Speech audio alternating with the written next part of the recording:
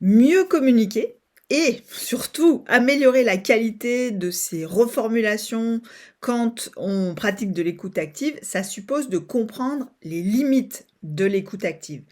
Souvent, elles sont peu abordées. L'écoute active, ça a l'air d'être un outil magique qui résout tout. Or, ne pas les connaître, ça rend notre pratique de l'écoute active beaucoup moins efficace, surtout dans la vie quotidienne, avec les enfants, au travail. Donc c'est pour ça que j'ai voulu aborder ce sujet dans cette vidéo. Avant de commencer, je vais dire quand même quelques mots sur moi. Je suis Sandrine Donzel, je suis coach, psychopraticienne. J'accompagne beaucoup de parents, de couples, je fais aussi pas mal de supervision.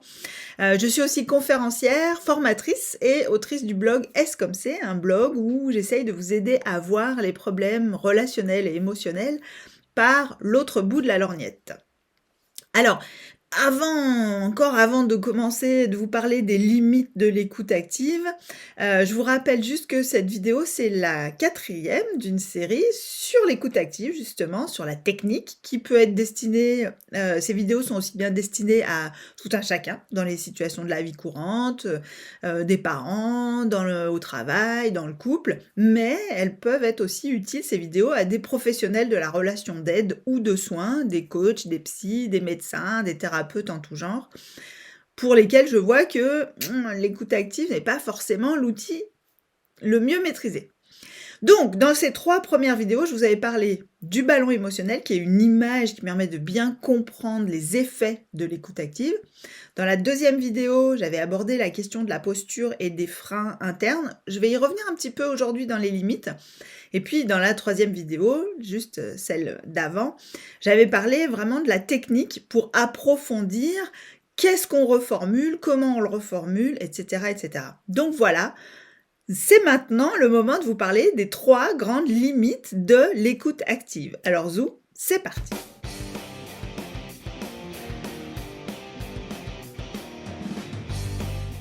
Alors la limite numéro 1 à l'écoute active, c'est votre disponibilité. La disponibilité de la personne qui écoute.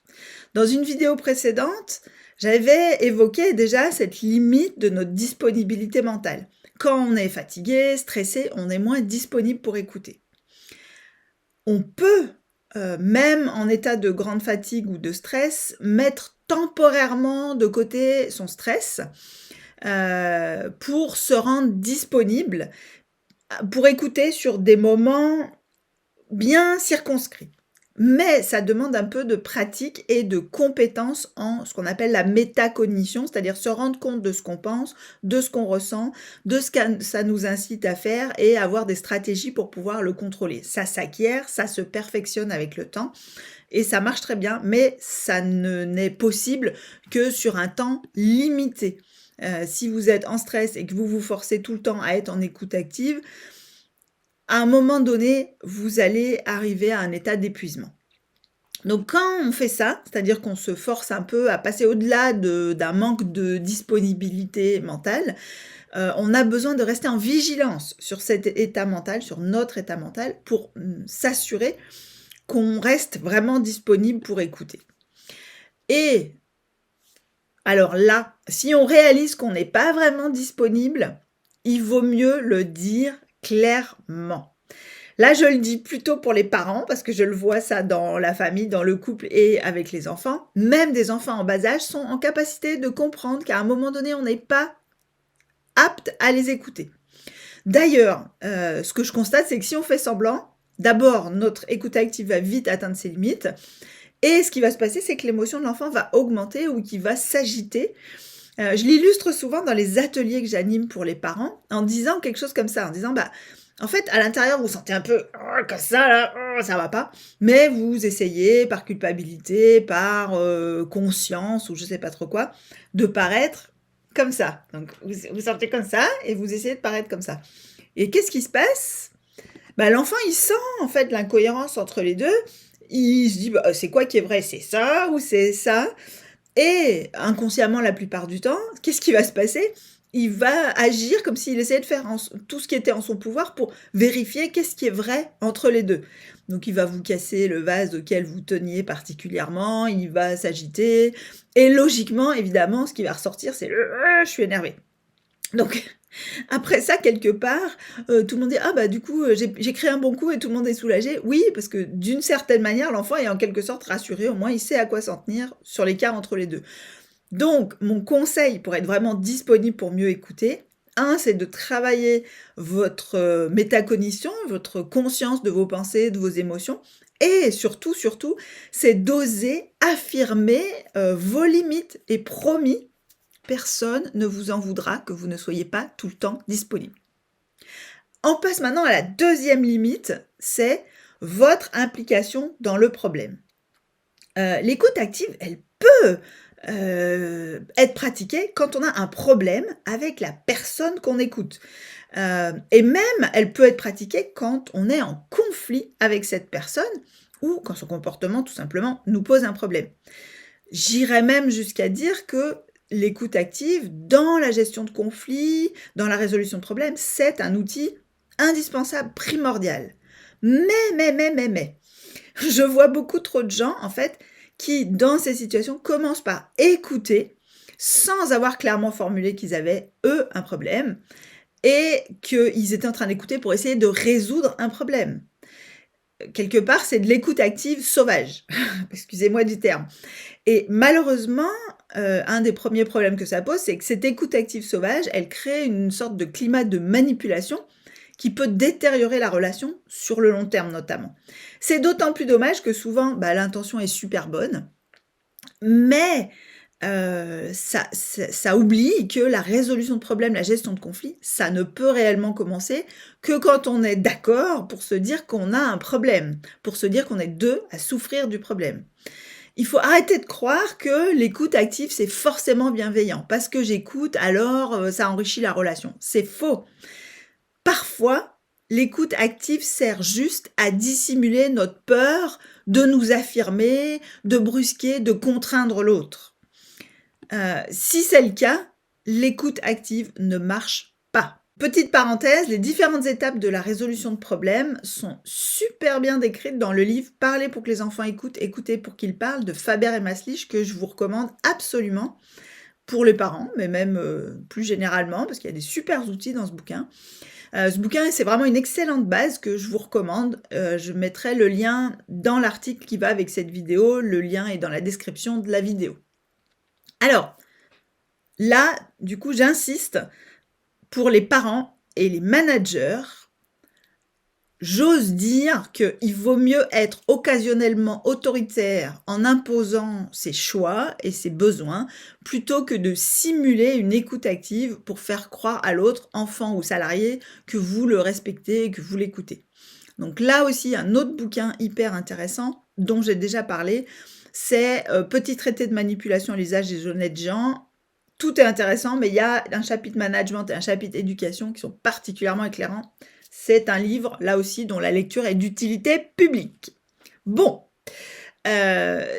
du coup, ces 2 chapitres, la management éducation dans Petit traité de manipulation, à l'usage des honnêtes gens, c'est assez éclairant sur les limites des démarches dites participatives et de l'écoute.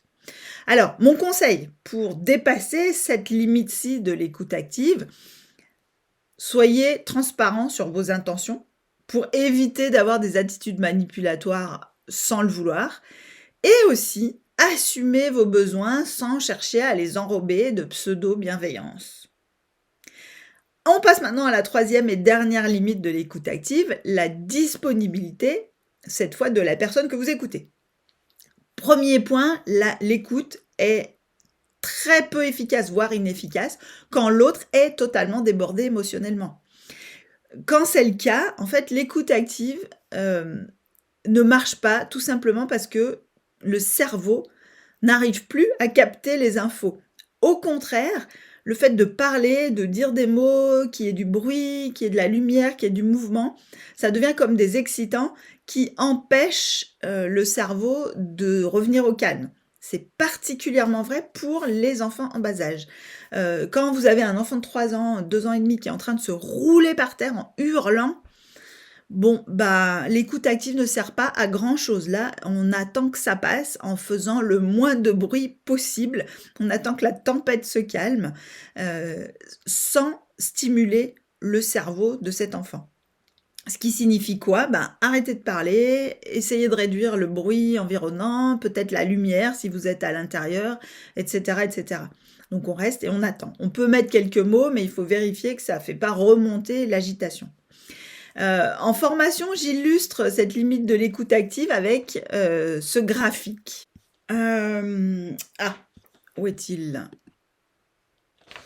Avec donc ce graphique que je cherchais. Si vous voulez le télécharger cette image, pareil, le lien sera dans la description de la vidéo. Donc en fait, ici, l'écoute active, donc on voit qu'il y a hors limite, envahissement modéré, équilibre. Donc là, je fais référence au ballon émotionnel que vous avez vu dans les articles précédents. Donc l'écoute active, elle va être utile dans la zone d'envahissement modéré. Quand la personne est hors limite, agitation ou retrait, bah, ça ne marche plus ou très très très difficilement. Ce qui est important chez les adultes, on voit plus souvent du retrait comme marque d'envahissement là, à la limite, plutôt que du débordement émotionnel. C'est un peu plus rare. Chez les enfants, c'est l'inverse. Ce que je vois aussi en marque d'envahissement émotionnel, ça peut être des choses dans les couples notamment, des choses style argumentation rationnelle. J'aligne des arguments les uns derrière les autres sans plus écouter ce qu'on me dit. Donc ça peut être une marque de retrait ou d'agitation, je ne sais pas dans quelle catégorie on peut le mettre, mais qui montre une sorte d'attitude défensive dans laquelle je me réfugie quand je suis mal à l'aise dans la relation, que je ne suis pas d'accord avec ce qu'on me dit. Donc voilà, si vous voulez télécharger, le lien est dans la description de la vidéo. Je le pose ici. Donc, ce point-là sur le couple, le fait qu'on empile des arguments rationnels ou autrement dit, qu'on se réfugie dans des attitudes défensives, ça m'amène à un dernier point, la motivation de votre interlocuteur. Point clé que je passe des journées entières à répéter au cabinet, on ne fait pas changer quelqu'un qui n'a pas de problème. Donc ça, c'est un point crucial. Vous n'imaginez pas le nombre de fois en accompagnement où je pose cette question parce qu'on veut que l'autre change, on veut qu'il arrête de faire des crises, on veut qu'il se calme, on veut que, je sais pas trop quoi, qu'il arrête de critiquer au boulot et tout. Mais à aucun moment on ne se pose la question de quel avantage aurait cette personne à changer. Donc, si le débordement émotionnel de l'autre, si son attitude n'est pas un problème pour lui ou pour elle, ou pas un problème suffisant pour le motiver à changer, vous aurez beau écouter, il ne va rien se passer. C'est pas magique, je l'ai déjà dit plein de fois. Pratiquer l'écoute active avec quelqu'un qui n'a pas envie que les choses changent, ça ne sert à rien. Je le répète pour bien enfoncer le clou. En clair, en résumé, l'écoute active est efficace quand l'autre est motivé à changer quelque chose. Alors, même si ce quelque chose, c'est pas la même chose que ce que vous voulez vous, c'est pas grave, au moins vous avez ici un levier pour enclencher une démarche de changement. Donc, l'écoute active, on peut le formuler comme ça aussi, l'écoute active ne fait pas changer les gens. L'écoute active, elle permet aux personnes écoutées de retrouver leurs compétences, entre guillemets, de base, et la solution à leurs problèmes, pas aux vôtres, leur redevient alors accessible. Alors, il se peut aussi que l'écoute active ne suffise pas parce qu'il leur manque des informations, des compétences, un apprentissage quelconque. Donc, l'écoute, ça va être un premier pas qui devra être suivi d'outils qui vont permettre tout ça, toutes ces acquisitions qui ne sont pas encore faites.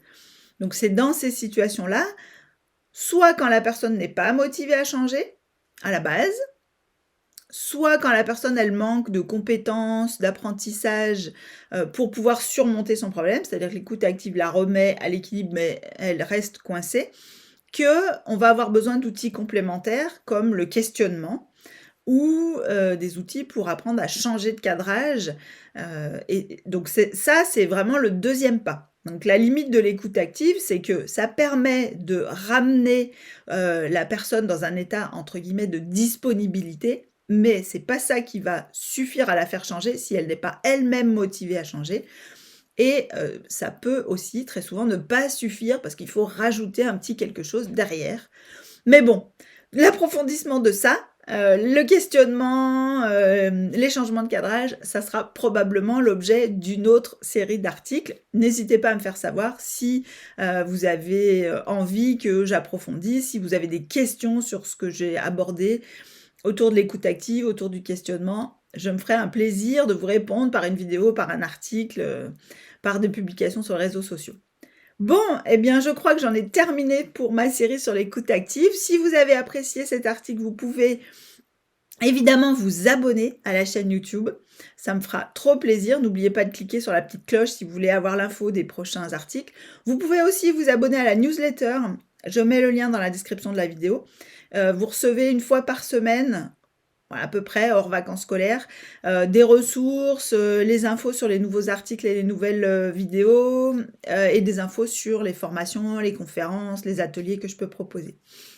Et alors, la cerise sur le gâteau, ça serait aussi, si vous en avez envie, de me faire un don sur Tipeee, qui est une plateforme de pourboire participatif. Mais là, c'est vraiment si le cœur vous en dit et si vos moyens vous le permettent. S'ils ne vous le permettent pas, il suffit que vous partagiez autour de vous le contenu du blog, les vidéos, pour que ça suffise largement à me remercier du travail que je fais et des ressources que je peux fournir. Je vous dis à bientôt pour une prochaine vidéo.